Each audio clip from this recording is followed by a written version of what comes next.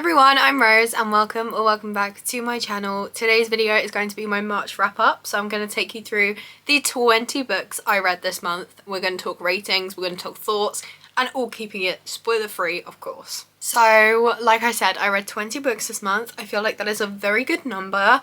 I got a few 5 stars, which I'm super excited about. I think I got one star, which I DNF'd. I got a very mixed bunch here, so let's just jump straight into it. The first book I read in March was Such Sharp Teeth by Rachel Harrison, and I rated it 4.5 stars. This book was so eerie and so unique. It's like a horror comedy, and it is about a woman who hits an animal with her car, gets attacked, and then she thinks she's slowly turning into a wolf. This book was so good. Please check content warnings for all the books I mentioned. I think all of them are dark to some degree, but this one especially. And then we took a turn because the second book I read this month was When Grumpy Met Sunshine by Charlotte Stein, which was my DNF of the month. This was so kindly sent to me by NetGalley. I unfortunately could not make it through. I can't really tell you anything about it because I didn't finish it.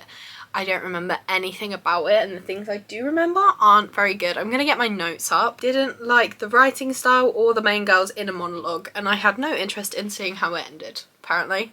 Those were my thoughts about that book. We're gonna move on. The third book I read in March was Swift and Saddled by Lila Sage. This was an arc I got from NetGalley as well. Thank you so much, and I rated this one 4 stars. This is the second book in the Rebel Blue Ranch series. So this is a sequel to Done and Dusted. I'm sure you've heard of that one before. I really like this one. It's a cowboy romance. Really like how places where there could have been miscommunication, there wasn't, if that makes sense. I don't really know how to explain without spoiling anything, but instead of like, if something happened and she ran away, he wasn't like, oh my god, she's left me, it's over. He's just like, I'm gonna sit here and wait for her to come back because I know that she's just like having all these thoughts, she's gonna get over it, she's gonna come back. Like, it was so, I don't know.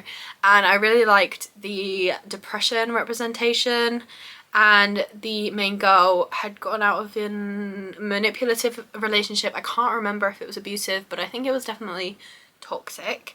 And I liked seeing her get her own story away from that.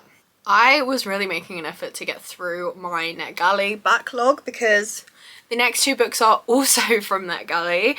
The fourth book I read was My Roommate is a Vampire by Jenna Levine, and I rated this one 4 stars. Definitely not the right season to read this in. I would definitely read it in Halloween season. But I really liked this one. It was so cute, it was so funny, it was like really unique. If you couldn't tell, she has a roommate and it turns out he's a vampire. It was just really fun. A lot of these books, it feels like I read a lot more than just a few weeks ago. I remember really liking the use of mixed media, so they had like emails, text messages, I think there was some more mixed media, but I thought that really broke up the story well, and I really enjoyed that part of it. And then the next book I read was also a NetGalley arc. This was an audiobook, If You Still Recognize Me by Cynthia So, which I rated 3 stars. I think this book has some really important messages.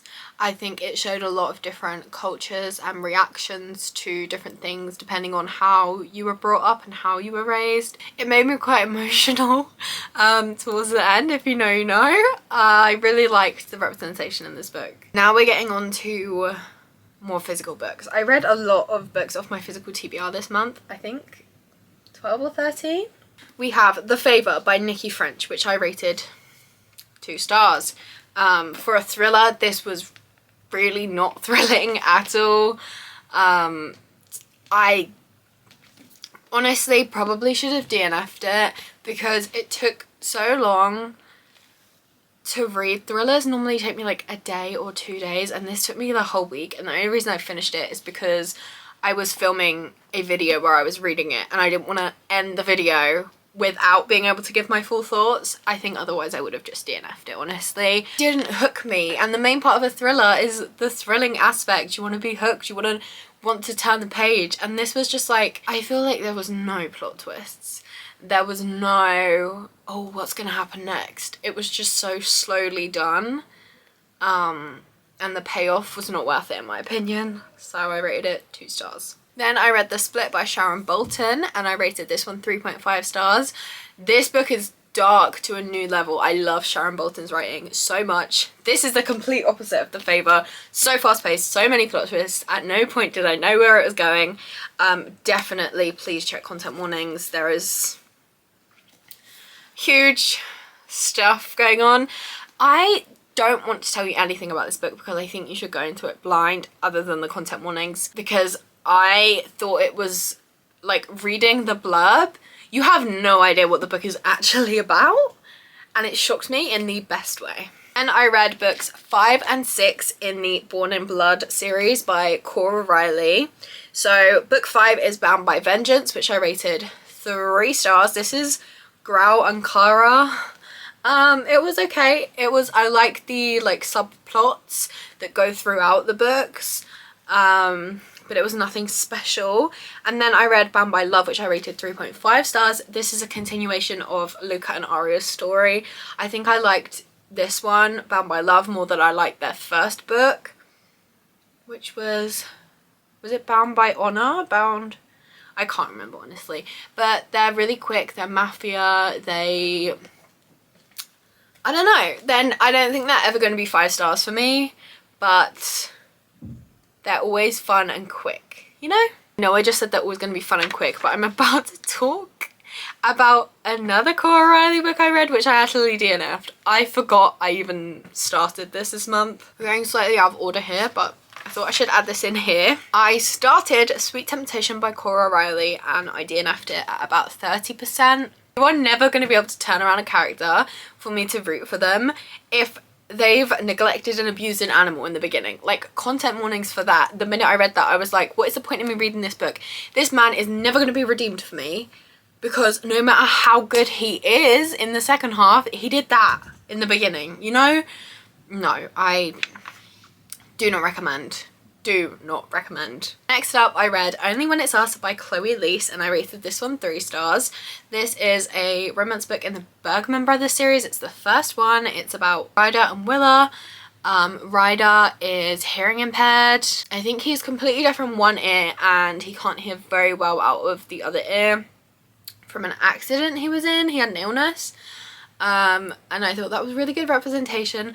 I thought there was something missing from the romance, but I don't know what. I can't put my finger on it, but I didn't feel, I don't know, fully connected. And the second half deals with some very real, very hard topics that I was not prepared to read about. I had to skim a couple chapters when I knew where it was going to go, because it was, please check content warnings, guys. Then I read Catherine House by Elizabeth Thomas and rated it 4 stars. This book, oh my goodness, so good, so freaky. This is like, I don't know what you would call this. I guess horror.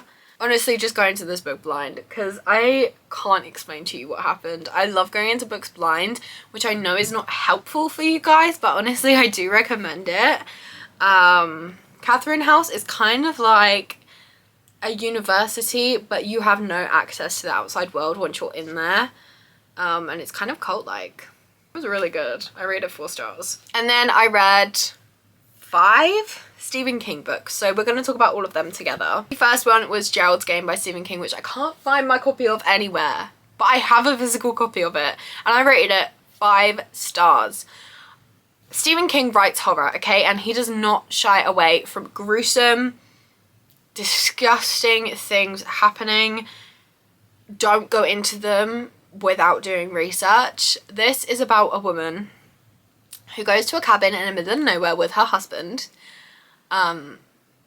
He handcuffs her to the bed naked to have sex with her. She decides she doesn't want to, and I won't tell you the events that happen after that, but it ends in him dead and her handcuffed in the middle of nowhere to this bed. And you're basically listening to her slowly losing her mind. It's very gory, it's very gruesome, it's so disturbing, and I absolutely loved it. I rated it 5 stars. Oh, I felt so bad for that poor woman. Then I read the book that connects to that one. This book, Dolores Claiborne, I don't want to say too much, but this was a 5-star read as well. Oh my goodness. This book, it's all basically a transcript. Like, there's no chapters. I listened to this one and I would really recommend listening. It's all just her talking, and she's talking to police officers or detectives about how she killed her husband, basically. Dolores Claiborne has a story to tell, but it isn't exactly the one the police are expecting to hear. It deals with abusive relationships. It was a hard read. It was an amazing book, and I rated it 5 stars. I read Bag of Bones by Stephen King, which I rated 4 stars. If you couldn't tell, I'm back on my Stephen King wanting to read the whole backlist mood. I rated this one 4 stars. This was really good, but I feel like it was a little bit too long. Towards the end, I didn't really know what was going on for a little bit of it. This is about a guy whose wife dies in like the first chapter, and he is an author, and he has got writer's block, like grieving the loss of his wife. He hasn't been able to write for years, and like he had some backup books that he put in a like safe, and he's slowly giving them to his publisher so that they don't know that he can't write anymore. And he goes to his old lakeside retreat, is how it says it on the back. He goes to this house to try and like get some inspiration, and he gets caught up in this whole legal battle with this woman and her kid and the granddad that's trying to take custody of the kid. And this guy's like, okay, my purpose is to help this woman and to fight for her. And it's just, then some crazy stuff ends up happening and it goes completely paranormal, and I don't know, freaky. Some rough scenes in this one too. And the next Stephen King book I read was Needful Things, which I rated 4 stars as well. I will say this book does get repetitive at some points. I'm sure you've heard about Needful Things. It's a shop where it has your most darkest, deepest desires, the things you want the most in the world. But you don't pay in money, you pay in favors. And this whole town just goes mad, basically. This was so good. It was so funny. It was so dark. Again, I feel like towards the end it took a weird turn. Stephen King books always kind of have love it or hate it endings. I will say I did like this. I rated it 4 stars. Like I said though, it did drag a bit because it was kind of, a lot of it was just this person comes into the shop, buys something, this person comes into the shop, buys something, this person, and then it was, okay, now I get my favour off of you, and now I get my favour off of you, and then it's all going to add up at the end. But like the beginning did get a bit repetitive, but I did still really like it. The last Stephen King book I read in March was Rose Madder. This cover scares me. Okay, I rated this 4 stars. I have so many mixed feelings. About halfway through, it takes a really paranormal twist, and then we like pretend it never happened, and then it does it again, and it's like, was it a dream of hers? Was it real? This is basically, it's another book about a woman escaping an abusive relationship, but the guy that she's escaping, he is one of the scariest monsters that Stephen King has ever written, and he's a human. Like, I think the way that King really gets me with the scary books is when it's nothing unreal that's happening. Like, if the creature is not real, you can have an element of, okay, I know this could never happen in real life, I know it's not real, so although I'm scared, I know it's okay because it's not real life. When he makes the monsters human, it's like, this can, has, and will happen in real life, and I'm reading about it and I'm terrified right now. 4 stars. Again, content warnings, please check them. Oh my goodness, that poor woman. Plot Twist by Bria Keenan, which I rated 2 stars. This was another NetGalley book. I'm so sorry to NetGalley that I keep rating your books low, but hey, they've just not been for me. This is romance, where the main girl is just so self-centered, makes every single thing about her. Granted, she's been through a lot, but so has everybody else. And your pain is not more than theirs. And then towards the end, something happened. Like, I can't tell you.